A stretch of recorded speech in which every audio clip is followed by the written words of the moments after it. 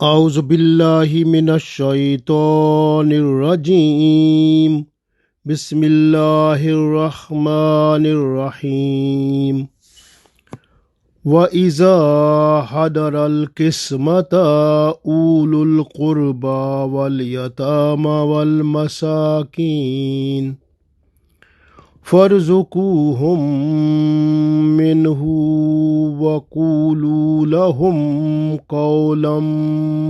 معروفا۔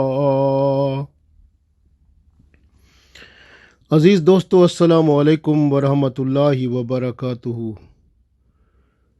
سورہ نساء آیت نمبر 8 تلاوت کی ہے۔ اس آیت میں اللہ تعالیٰ نے ارشاد فرمایا ہے کہ جو لوگ فوت ہو جاتے ہیں پھر ان کا ترکہ جب تقسیم ہوتا ہے تو اس وقت ورثہ جب آئے بیٹھے ہوتے ہیں اور وراثت کی تقسیم شروع ہوتی ہے،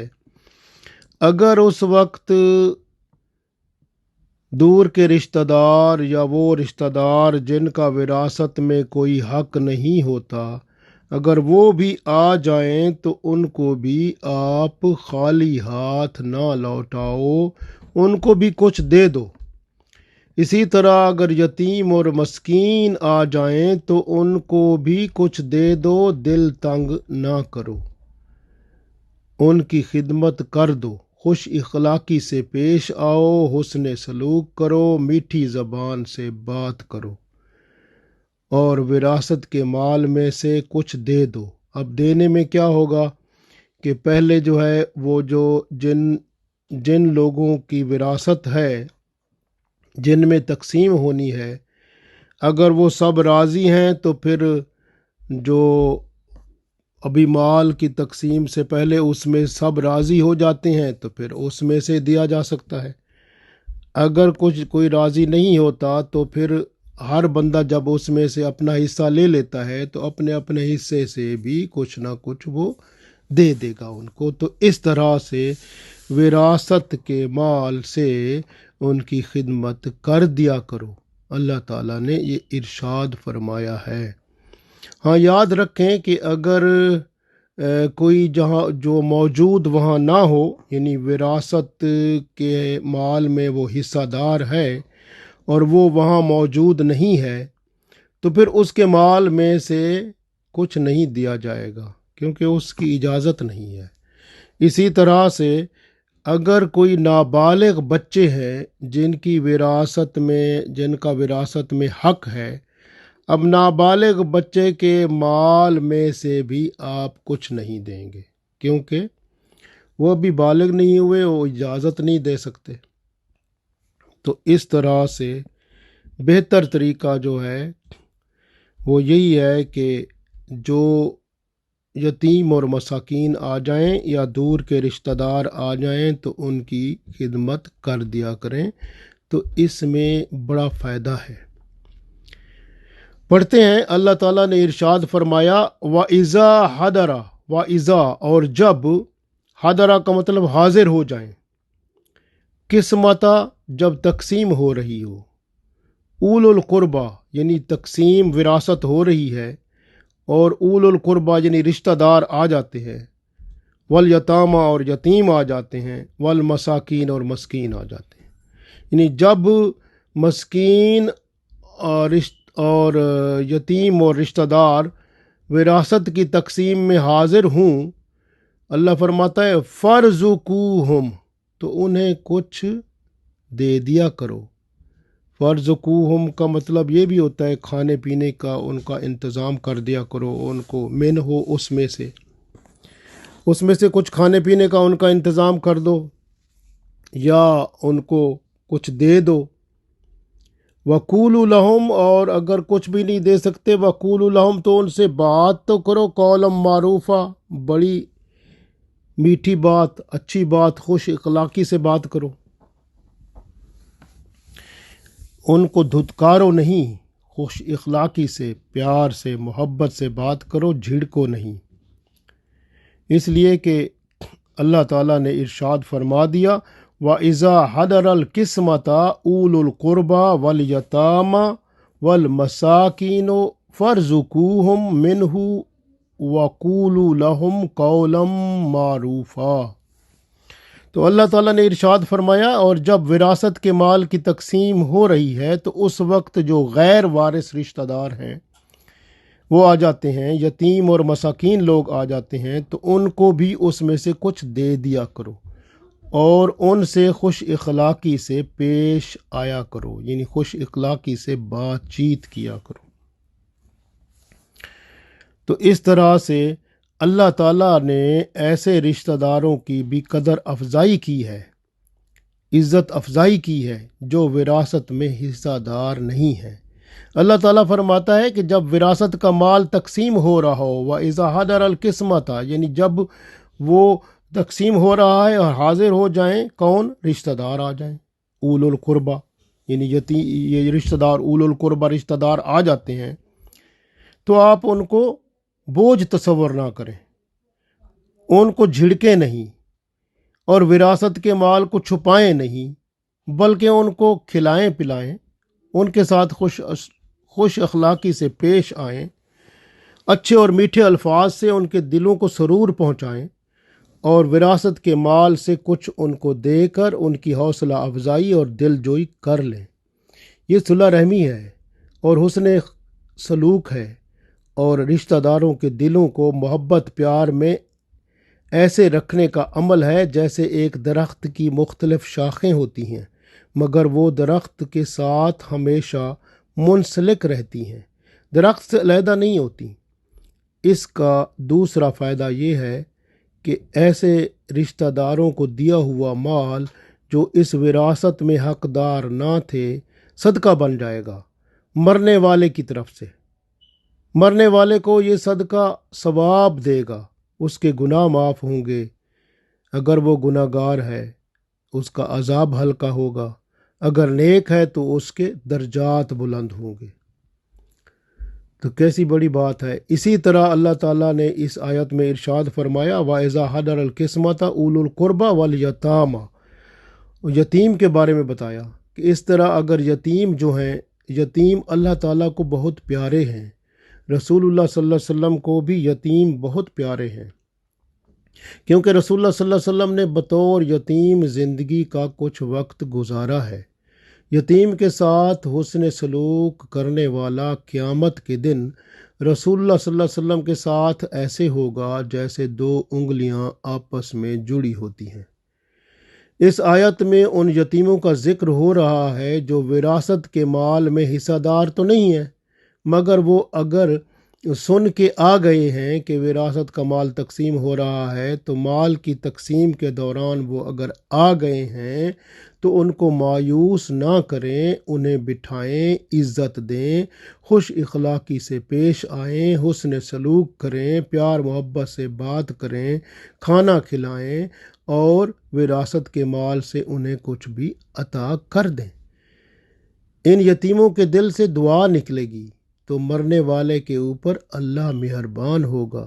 اس کے گناہ معاف ہوں گے، اس کے درجات بلند ہوں گے، اور ان کی وجہ سے وراثت کے مال میں بھی برکت ہو جائے گی۔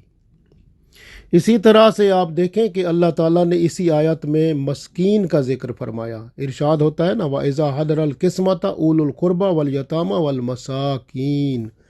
یعنی اگر جب وراثت کا مال تقسیم ہو رہا ہے اس وقت اگر یتیم آ جاتے ہیں اور مسکین بھی آ جاتے ہیں۔ مسکین وہ ہوتے ہیں جن کا صبح کا ہوتا ہے اور شام کا نہیں ہوتا۔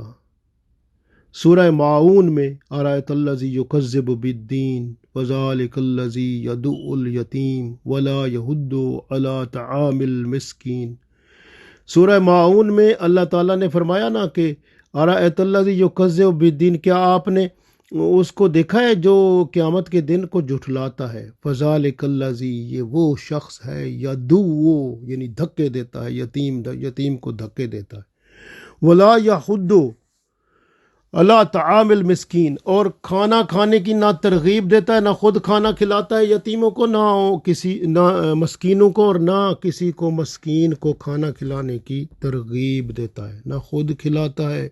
مسکین کو، تو نہ کسی اور کو کہتا ہے کہ تم بھی کھلاؤ۔ تو ایسا شخص جو ہے وہ اللہ تعالیٰ اس پہ ناراض ہے، کیونکہ وہ قیامت کے دن کا بھی جھٹلانے والا ہے، اس کی نمازیں بھی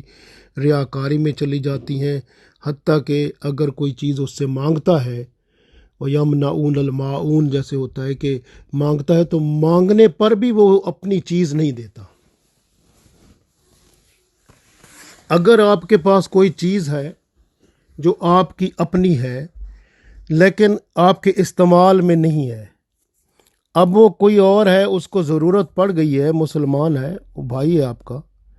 وہ آپ سے مانگتا ہے، آپ اس کو نہیں دیتے، تو اللہ تعالیٰ قیامت کے دن پوچھے گا، کیونکہ ضرورت کی چیز جو ہے نا وہ آپ کو دوسرے کو دینے کا حق ہے، کیونکہ آپ اللہ کے بندے ہیں، اللہ کے قانون کے مطابق چلنا ہے آپ نے۔ اور قرآن پاک میں جب اللہ نے فرمایا وَيَمْنَعُونَ الْمَاعُونَ کہ وہ جو چیز اس کے استعمال میں نہیں ہے وہ دوسرا مانگتا ہے، اس کو مانگے ہوئے بھی وہ نہیں دیتا، کہ اس کو اپنے پاس ہی رکھتا ہے، کہتا میں نہیں دیتا، کہتا خراب ہوئی پڑی ہے یا کچھ نہیں، جب کہ وہ ٹھیک پڑی ہوتی ہے۔ تو اس طرح سے وہ شخص جو ہے اللہ کے ہاں گناہ گار ٹھہرتا ہے، کیونکہ اللہ کا حکم ہے کہ آپ کے پاس کوئی چیز ضرورت کی ہے اور لیکن آپ کے ضرورت میں اس وقت نہیں ہے، تو دوسرے کو ضرورت ہے تو اس کو دے دو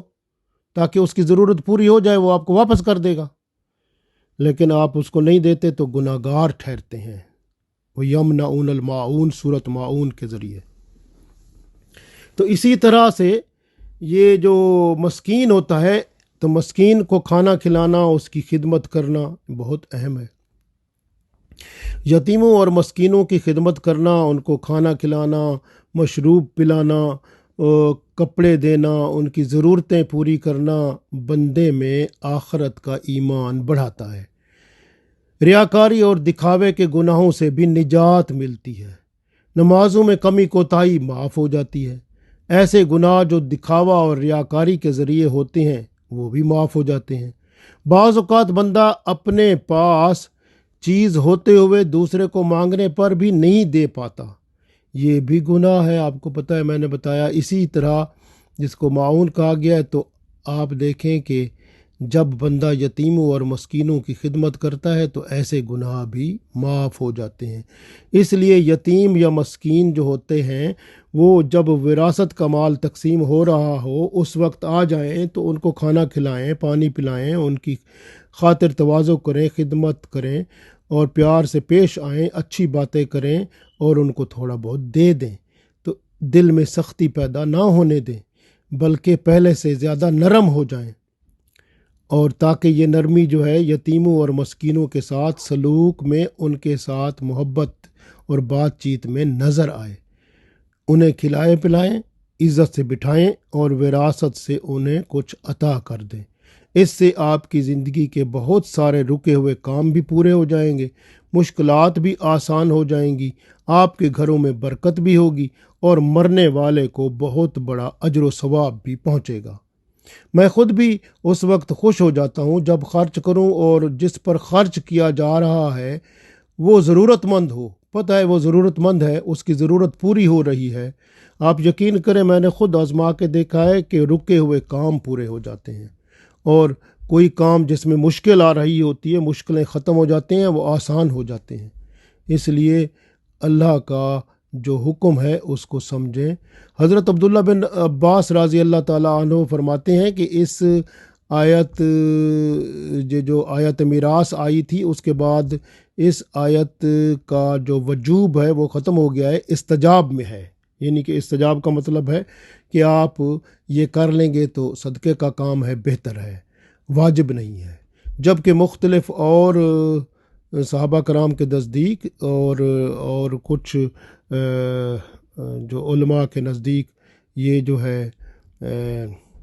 یعنی اس آیت کے پر عمل کرنا ہر صورت ضروری ہے، اور ویسے اس کے بڑے فائدے ہیں، کیونکہ دیکھیں حضرت عبداللہ بن ابو بکر رضی اللہ تعالیٰ عنہ، حضرت ابو بکر صدیق رضی اللہ تعالیٰ عنہ کے بیٹے، حضرت ابو بکر صدیق رضی اللہ تعالیٰ عنہ جب دنیا سے رخصت ہوئے تو ان کے جو وراثت کا مال تھا انہوں نے تقسیم کیا، تو حضرت عائشہ رضی اللہ تعالیٰ عنہ بھی موجود تھیں، تو انہوں نے مسکینوں کو بھی دیا، رشتہ داروں کو بھی، جو مسکینوں کو رشتہ دار جو اس کے وارث نہیں تھے ان کو بھی دیا، تو یعنی اور مسکینوں کو بھی دیا، یتیموں کو، تو انہوں نے اس آیت پر پورا عمل کیا، اور حضرت عائشہ رضی اللہ تعالی عنہا نے اس کو دیکھ کر خود ہی خوشی کا اظہار فرمایا اور پسند کیا، اور کیونکہ اپنے بھائی کی تقسیم وراثت پر وہ خوش ہوئیں کہ انہوں نے قرآن پاک کی آیت پر عمل کیا۔ اس لیے یاد رکھیں کہ اللہ کا حکم بہتر ہوتا ہے، اس میں کوئی مذائقہ بھی نہیں ہے، آپ کے کسی چیز میں کمی نہیں آ جائے گی، بلکہ اگر آپ اللہ کے حکم کی پاسداری کریں گے تو سب کچھ اللہ کا ہے، پھر اللہ آپ کو زندگی میں بہت کچھ دے دے گا، برکت بھی ہو جائے گی، رحمت بھی ہو جائے گی، دنیا اور آخرت بہتر ہو جائے گی۔ اس لیے اللہ تعالیٰ نے ارشاد فرمایا وَإِذَا حَضَرَ الْقِسْمَةَ أُولُو الْقُرْبَى وَالْيَتَامَى وَالْمَسَاكِينَ فَارْزُقُوهُم مِّنْهُ وَقُولُوا لَهُمْ قَوْلًا مَّعْرُوفًا، اور جب حاضر ہو جائیں آپ کے پاس وراثت کی تقسیم کے دوران وہ رشتہ دار جو وراثت میں حق نہیں ہے لیکن وہ آ جاتے ہیں، اسی طرح یتیم اور مسکین آ جاتے ہیں، تو ان کو فرزقوہم منہ، تو پھر ان کو کھانا کھلاؤ، ان کو کچھ دے دو اس میں سے، منہ وقولوا لہم قولا معروفا، اور ان سے بات کرو تو بہت میٹھی اور اچھی بات کرو، خوش اخلاقی سے پیش آؤ، قدر کرو۔ اللہ تعالیٰ اس کے بدلے میں آپ کے گھروں میں برکتیں پیدا کرے گا، آپ کے رکے کام ہو جائیں گے، آپ کی مشکلات آسان ہو جائیں گی، آپ پر آنے والی مصیبتیں بلائیں ٹل جائیں گی، اور سب سے بڑی بات یہ ہے کہ جو فوت ہو گیا ہے اس کو اس کا اجر و ثواب ملے گا، اور اس کو یہ صدقہ اس کے گناہوں کے معاف کرنے میں مدد دے گا، اور اللہ کے ہاں اس پر رحمت پڑے گی تو وہ بخشا جائے گا۔ اس لیے آپ یہ کام کر لیا کریں۔ اللہ تعالی ہم سب کو توفیق دے، آمین۔